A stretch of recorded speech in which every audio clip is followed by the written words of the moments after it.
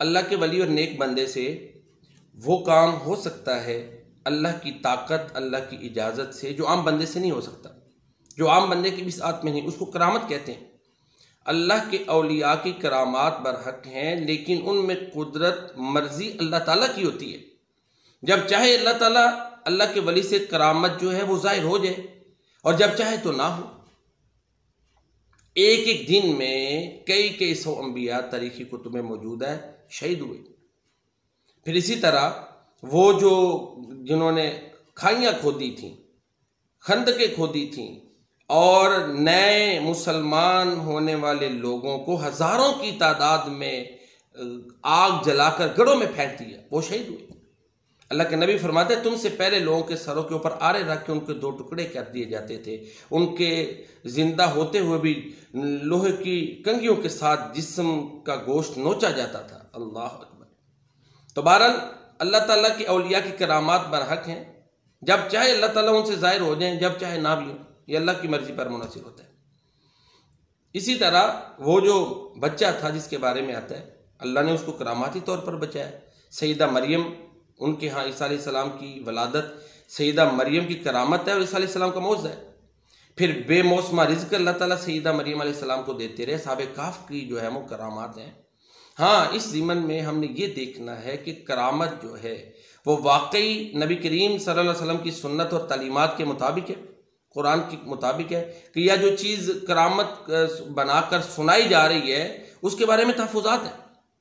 मिसाल के तौर पर शेख अब्दुल कादिर जिलानी रहमहुल्लाह ताला, जो कि एक बहुत बड़े बुज़ुर्ग गुज़रे अल्लाह के वली हैं, तमाम मुसलमानों का एहतराम करते हैं। उनके हवाले से एक करामत जो है वो बयान की जाती है। जी, वो एक दफ़ा मुर्गे का गोश्त खा रहे थे, एक खातून आई, उसका बच्चा उनके पास ज़ेर तालीम था, देखा वो तो दाल खा रहा है कोई और चीज़, और इन्होंने जो है ना शेख अब्दुल कादिर जिलानी रहमतुल्लाह तआला ने गोश्त खाया, उसकी हड्डियाँ पड़ी हुई हैं।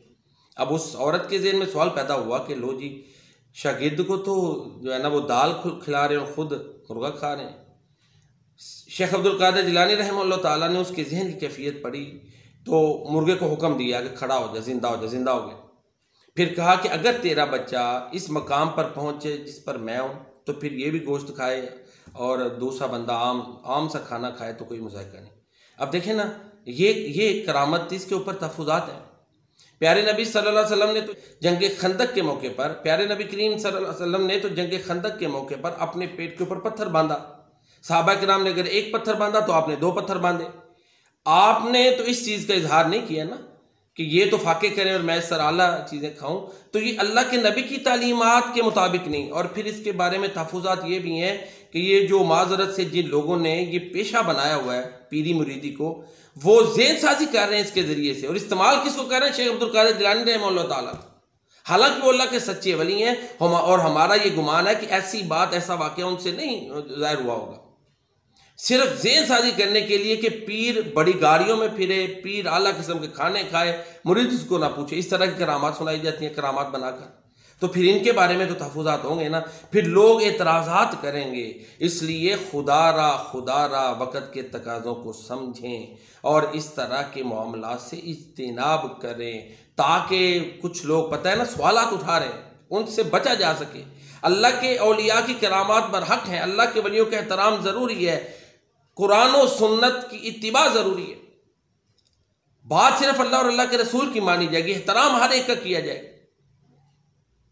तो एहतराम में जब ऐसी चीज़ें उनकी तरफ मंसूब करें तो कई लोग फिर सवाल करते हैं। तो बहरहाल अर्ज़ करने का मकसद यह है कि जो चीज़, जो वाक़या बतौर करामत बयान किया जाए, देखें वो कुरान और सुन्नत की कसवटी पे पूरा उतरता है, अल्लाह के नबी की सुन्नत के मुताबिक है, तो फ़बिहा, नहीं तो उससे इज्तिनाब करें, ताकि कई किस्म के सवालात पैदा ना हो और मसाइल पैदा ना हो। अल्लाह ताला हमें कुरान और सुन्नत के मुताबिक अकीदा बनाने और उसके मुताबिक अमल करने की तौफीक अता फरमाए। हमारा इल्ला अल बलागुल मुबीन।